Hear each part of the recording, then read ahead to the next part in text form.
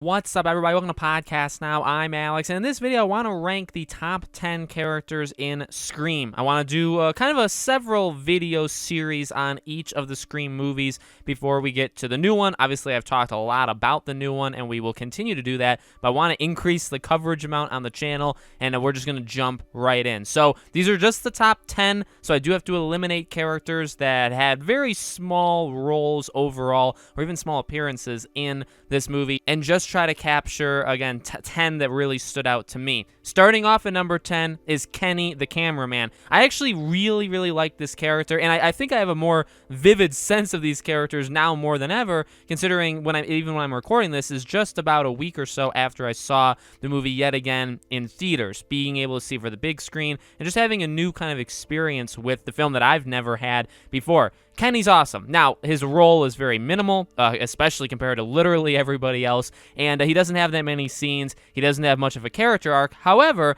he's a genuinely good guy, and I think once you start to kind of realize, or the more times you watch this movie, the more you see Kenny specifically, the more really subtle hints you pick up on all these characters, but talking about Kenny, one of which being, when Gail's talking about setting an innocent man free, right, that Con Weary is actually innocent, he smiles, right? It's actually a more personable moment, and actually something that stands out, him versus Gail, where he actually cares. It's actually a big deal. And then when Gail says like what it could do with to book sales, it goes back down where it's like, oh yeah, I forgot that's all you think about. When in reality, like, we're doing something really good for somebody. And then I guess the final big thing that he contributes is giving Sidney an avenue to escape after he gets his throat slit, right? As he's dying, he makes the one last kind of, his eye movement along with his hand to point for that secret little compartment at the back of the van. I don't know for sure saving Sidney's life, but definitely giving her, a chance to escape. So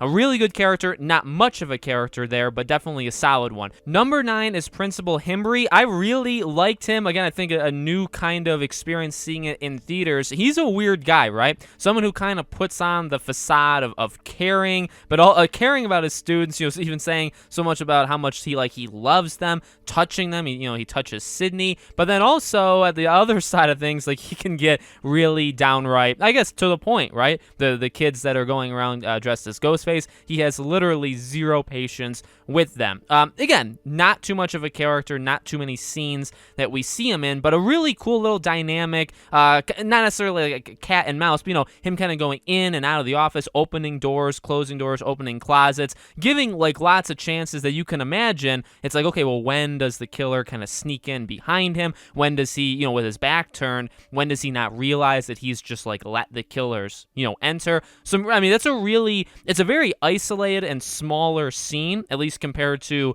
Casey or some of the Sidney chase scenes, but for the small little area of his office that they were working with was really well done. And then just the performance, I thought, was extremely good. Definitely like a top tier performance in this movie, and also, an older figure, not like massively older, but a lot of this movie rests on the younger, the early 20s cast, and then you have, him to kind of, be that other side of things. Number 8, I'm going to say, is Casey. This was tough. Really, all of these were tough, but Casey really comes in here, mainly because she's just in one very long scene, very spectacular scene. Now, again, that's really what holds her back, in my opinion, from just being put any higher, is she's just in one, pretty extended long scene, but it's incredible. I mean, I do eventually want to make a video talking about every Ghostface call in the entire series, and obviously I think this ranks, well, I don't want to spoil it, but definitely top 1 through 3, let's just say that, right? It's spectacular. The cat and mouse game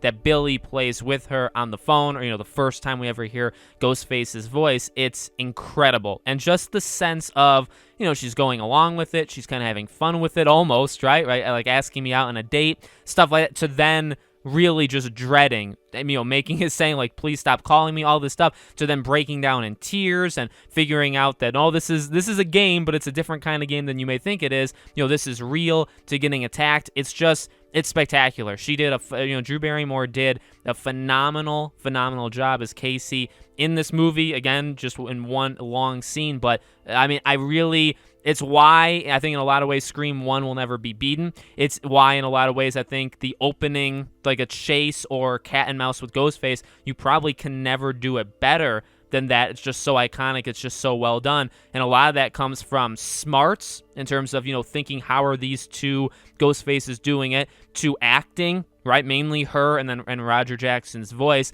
They carry it. They carry the entire thing. So she absolutely deserves to be high up there. Number 7 is Randy. I wanted to put him higher. I was debating with him and then Dewey and Gail, which we'll talk about in a second. But in reality, Randy really doesn't have that many scenes. And I knew he didn't have a lot of scenes, but again, like seeing it in theaters, it's like, well, he's got like very minimal, I think 2 before the house. And now he's in the house quite a bit, and the rules that you need to follow, like that's iconic, and that's one of the better scenes in the entire franchise. You'll never forget that. But really beyond that, I would say beyond him talking about the rules and then him in the the video store with Billy and Stu, those are incredible. Like those are awesome scenes that I could watch over and over again. But besides that, he brings relatively, he doesn't bring a lot. Even I guess, watching it after you know who the killers are, when they're outside and, like, they are still maybe trying to make you think it's Randy because, like, Stu's really going after him. Like, he did it. It's like I just don't think that really brought too much, especially because, like, again, maybe it's you see it more than one time. You're like, well, it's obviously Stu. It doesn't even make sense to think it could be Randy at this point. So, maybe that. I think that kind of takes away a little bit from that. Obviously, he gets shot. There's not much there. I like the idea that he has a crush on Sydney, and I wish they did it. They did an okay amount, and then 2, there's the casual references to it a couple times, but I really wish they leaned into it a little bit more. I know they kind of did because he's like asking people if she'd go out with him and stuff, but I really like his character. I think he's phenomenal in 2. I think every scene he's in this one is incredible. I just don't think he's in enough of it to go higher. Number 6, I'm going to go with Gail. Now, I've seen other rankings that put Gail a little bit higher. I think swap Gail with Dewey. I'm going to put her here simply because I just think Dewey is better. That's, I guess, getting down to being just brutally honest, that's what I think about it. But she's a very good character in this one. She's pretty complex, even though I guess her signifying trait for most of the movie is that she's just kind of in it for herself, right? I mean, it's kind of for Cotton, but realistically, it's to just improve book sales or to get more book sales, and that's really it, right? She's the snotty journalist who, you can understand where she's coming from. Again, like I guess you can understand her trying to be in it for herself, but she has a little bit of complexity, mainly with Dewey, that I really like. Again, I think when she's with Dewey, Dewey steals the scenes more than she does. So that's why I would say Dewey comes out on top. But Gail's a phenomenal character. I think she's probably, if not the best character in 2, she's in the top 2 or 3 because they really lean into her character there and make her much more complex. But this is obviously where she started, and I think she does a great job. Again, next up, number 5 is Dewey. Mainly, again, what makes him higher than Gail is that he steals those scenes. But I would say him, and there's one other person that we'll talk about later, that really got to jump for me seeing them in theaters. I just think maybe for the first time in all the times I've seen Scream 1, Dewey really does steal a lot of the scenes he's in, not just with Gail, but just in general. Even like the Tatum stuff, he works so well with her. Now, I think she steals the scenes more when she's with him, Tatum and Dewey, but Dewey plays off really, really well, where they make fun of each other, or he's like, what did mom tell you? Like that got laughs in the theater that I was in. When I was at, a lot of the Dewey stuff got laughs, and a lot of the Stu stuff got laughs, but in some of the lines, I feel like I've just never really heard before. Maybe it's louder than it's ever been before because it was in theaters, but a lot of like the, I'm an officer of the law, whatever he says there, like it's so good, right? He wants to be taken seriously, but he's just like a doofus, you know what I mean? So I love it. I think he does a really, really good job here, and then I think he just kind of continues from there, but really funny and really charismatic, and again, I think that's what makes Dewey so high. Number 4, I'm going to go really off the beaten path and say Billy. Now, it's tough because you have to also, I guess, consider that Ghostface, for pretty much every single call except for Tatum's house, right, is all Billy. And then obviously that one's Stu. So do you have to add that kind of dynamic and that personality to Billy? I feel like you kind of do, even though it's not his voice. You got to really give Roger Jackson like just a tally mark on your whiteboard for that. But Billy he's an incredible character. I don't think he reaches the top 3, but he is just, I mean, he's so off the walls different. I mean, you always get that sense, I think, every time you watch it. But again, maybe seeing it bigger and in theaters, he's just a weird guy, right? He's got there's so many red herrings about him. There's so many like dangers about him where you just don't know if you can trust him or not. And a lot of that really, in my opinion, comes from him. You know what I mean? There is writing involved in the way that things are spaced throughout the movie, but I think such a big part of what makes Billy incredible is how he acts. Like he does seem sincere, and sometimes he does seem like he cares about Sydney, but you also just flat out don't know because there's just some very sketchy stuff about him. He says stuff, the way he gives looks sometimes, it's odd, right? He plays a very complex character, probably the most complex character of all of them, right? Stu really doesn't change much from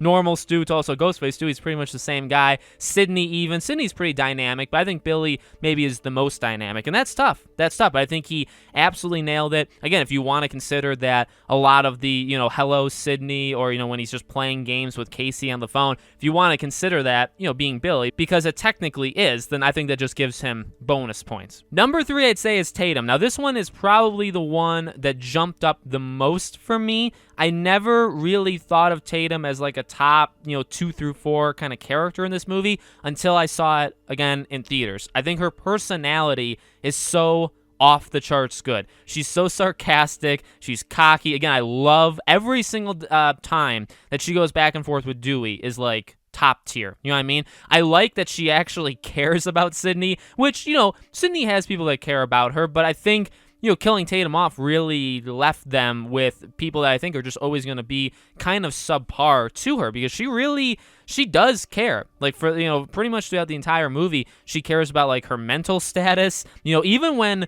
they're talking about her mom, she even has like, the mental capabilities to be like, okay, well, like, I believe this, and I think Sydney's starting to realize it, but it's probably too far, and this is probably not the right time to talk about what her mother could have been doing. So I'm going to pull back the conversation. And, those aren't the words she says, but you can tell that that's, how it kind of goes, where she's like, oh, I'm sorry, I brought it up. Like, you can tell she cares, where it's even like something so serious and real as that, she still knows, well, she's my friend. I probably shouldn't do this to her right now. And then, you have the whole interaction with her in the garage. She puts up a pretty darn good fight. So she's awesome. She really is an incredible character. And again, like, she's not even in it all that much. She's definitely in it more than like somebody like Randy, but for the little time she got compared to some of the bigger characters, she knocks it out of the park literally every single time you see her. Number 2 is Stu. This is the guy that I was referencing throughout throughout this video, of definitely the one who took the biggest jump. I'd say it's definitely probably tough for people to pick between Stu and Billy. I guess I've definitively done it on my own right now. No, I could change my mind tomorrow. I have that right as a YouTube content creator to do it. But no, Stu, specifically seeing him in theaters, he got the most laughs. Everything he does is just phenomenal. And even when he's not getting laughs, because it's maybe a more serious part, he's just like bleeding out, not bleeding out blood, but bleeding out personality. It's incredible what Matthew Lillard put into this role. You know what I mean?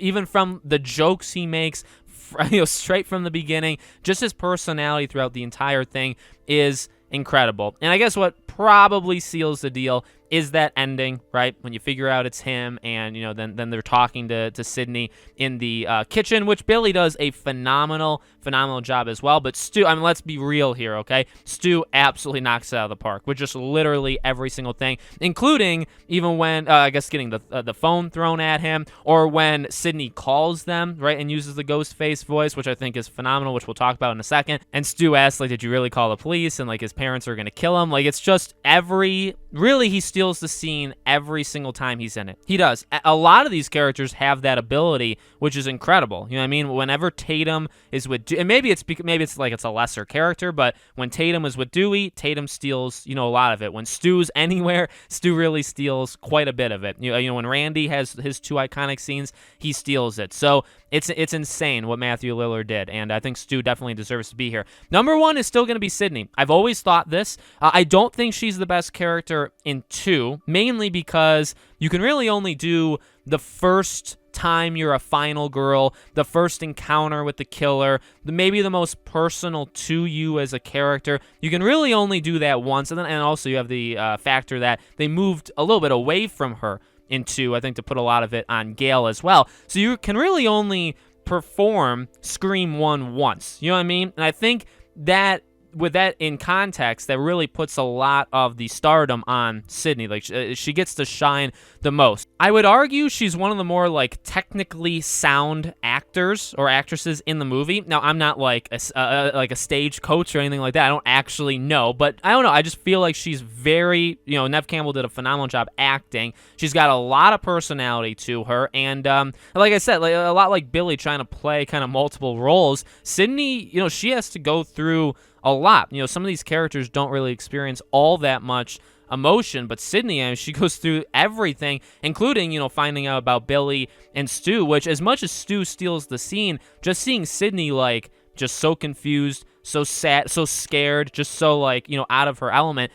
She did such a good job in that, that kind of kitchen area. And then even, what I was saying about Stu, going off and calling them and kind of taunting them as Ghostface is phenomenal. And again, I think you got to give that credit to Sydney, right? Because it's just, she's the only character that's ever worn the Ghostface suit that's not been, I guess, in context, like main character. And, obviously getting to take out Billy and Stu, so good. So good. Again, she's pretty darn complex because she seems like just a really good person, like deep down, what I mean? She does what she thinks is right. She's solid, like, all the way around. And then these just horrible things have happened to her, which brings in emotion. I think she conveys all that really, really good. You know what I mean? Billy doesn't really have, like, a sadness kind of emotion to him. Stu's just always weird, which, again, like, those are great traits to their own characters. But Sydney really goes through a lot, specifically in this movie. Has a lot of really big scenes, has a lot of really catchy, one-liners. Her phone call with Ghost for the very first time she ever hears Ghostface, "Hello, Sydney,"